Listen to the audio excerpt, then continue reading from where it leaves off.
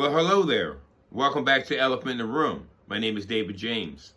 We're going to talk today about a couple things, and we're going to talk or summarize our interview that we had with Councilman Jeff Merritt, which I think was a really successful one. But before we skip ahead to that, I want to talk about an article that was, at least I saw it on Facebook, and it was from a local news network. And they put out a story 3 days ago that now has sprung up some debate. And I want to go ahead and actually quote that. And what it said is, the governor's office says that Salisbury Market project will include the development of a ground floor marketplace as well as residential apartments in Salisbury historic downtown district. And it had a picture. So it was saying that the governor's office already had plans for the city of Salisbury. Well, as soon as that article went out, there were many that rushed to the comments, and we actually captured some. And I'm going to go ahead back over some of those comments, including one from the mayor. One comment said says the governor, guess Jake Day had something to do with this, talking about the former mayor who now works for the governor. Next one says, shouldn't build more housing until our infrastructure is fixed. Schools are overcrowded and can't get teachers to teach here. We already stretched the police, the fire, and EMS to the max. Let's put this money towards those things first and then talk about building more housing. Now, these are our people who live here, okay? Good point there.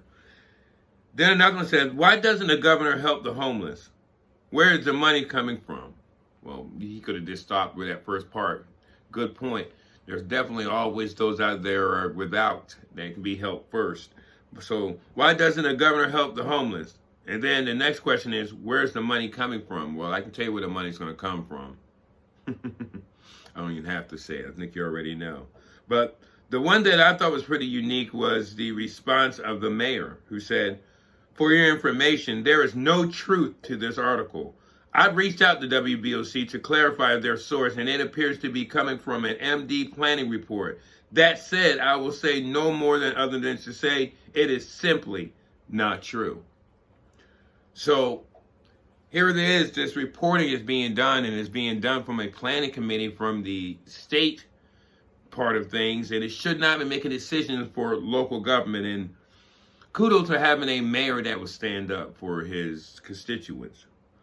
That news network then responded, Randy Taylor, you can find that link to the press right here. And they tried to verify that it wasn't them, it was someone else. So wasn't any much conflict there. But then as Bridging the Gap went on and posted, Mayor Taylor then commented again, allow me to place a finer point on my comment. The article implied that the governor's office was going to simply expedite various projects throughout the state and including the project in Salisbury. The tone was that Annapolis was going to act on behalf of local authorities to issue approvals, following their spin, removing obstacles to use their vernacular. In reality, a committee has been assembled to draft a pilot via the OAG to change the law, offering expanded powers to override local zoning. The anatomy of the approach is more than disturbing, which I will not comment on in this writing. I will say these notions will face deeply established planning authority policies. I will merely point out the disconnect. Stay tuned. Again, kudos to our mayor, who now is going to probably have to go and spearhead some things that's happening across the water. They cannot force things, or at least not as we know, force things on our city. And like I said, it's good to have an elected leader who's ready to stand up. So thank you again, Mayor Taylor.